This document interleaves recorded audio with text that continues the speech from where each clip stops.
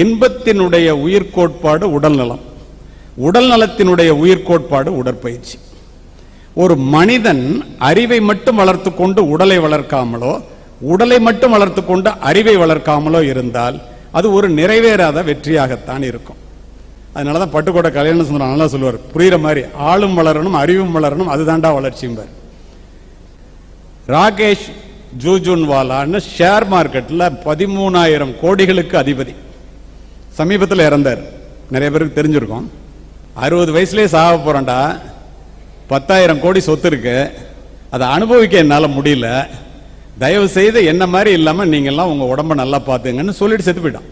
Steve Job, the man who Apple கம்ப்யூட்டரோட owner, மரணப்படுக்கையில் இருக்கான். வர்த்தக உலகத்துல கோடிகளை குவித்தேன், உலக பணக்காரர்கள் ஒருவராக மாறினேன், இதுதான் வாழ்க்கையினுடைய வெற்றி என்று கனவு கண்டு கொண்டிருந்தேன். ஆனால் இன்று நினைக்கின்றேன் வாழ்க்கையிலே நான் தோற்று போய்விட்டேன் என்று.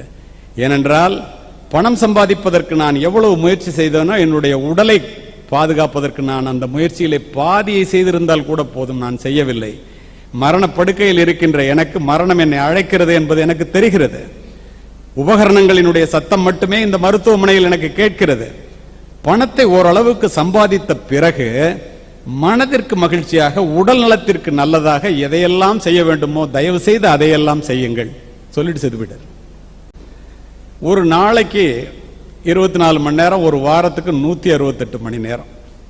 ஒரே ஒரு மணி நேரத்தை ஒரு வாரத்தில் ஒவ்வொரு நாள் நீங்க செலவு பண்ணீங்கன்னா 7 மணி நேரம் குறையும். 168ல் 161 மணி நேரம் உங்களுக்கு உறுதி. சங்கர் தயாள் சர்மா மிகப்பெரிய ஸ்காலர், மிகப்பெரிய அறிவாளி, பெரிய ப்ரொஃபசர். இந்திரா காந்தி சுட்டுக் கொல்லப்பட்ட பிறகு நட்வர்சங்ல இருந்து எல்லாரும் போய் அவர்கிட்ட இந்தியாவை வழிநடத்துறதுக்கு பிரைம் மினிஸ்டர் வேணும், அறிவார்ந்த பிரைம் மினிஸ்டர் வேணும், உடனே இந்தியாவினுடைய பொறுப்பை ஏற்றுக்கிட்டு பிரைம் மினிஸ்டரா வாங்கிறார்.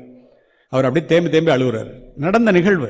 ஏங்க அழுகுறீங்க அப்படின்னு கேட்டா, இந்த இந்தியாவை என்னுடைய அறிவின் மூலமாக ஒரு விரல் நுனியால் என்னை என்னால் ஆட்சி செய்ய முடியும், நடத்த முடியும்.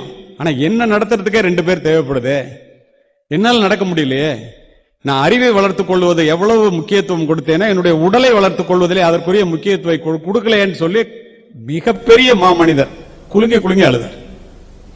இவ்வளவு சொன்னதுக்கு அப்புறமும் நான் ரொம்ப பிஸியா இருக்கேன், எனக்கு எக்ஸசைஸ் பண்றதுக்கெல்லாம் நேரம் இல்ல, உடலுக்காக 1 மணி நேரம் என்னால செலவு பண்ண முடியாது, சாப்பிடறதுக்கு மட்டும்தான் நேரம் இருக்கு அப்படின்னு நீங்க நினைச்சா, கரூர்ல இருந்து மெட்ராஸுக்கு ரொம்ப அவசரமா போகணும், மிகப்பெரிய அவசரம், என்னால பெட்ரோல் போட கூட நேரம் இல்ல அப்படின்னு போனீங்கன்னா உங்க பயணம் எப்படி பாதியிலேயே தடைப்பட்டு போய்விடுமோ நண்பர்களே, அதை போல உங்களுடைய வாழ்க்கை பயணம் பாதியிலேயே தடைப்பட்டு போய்விடும். இது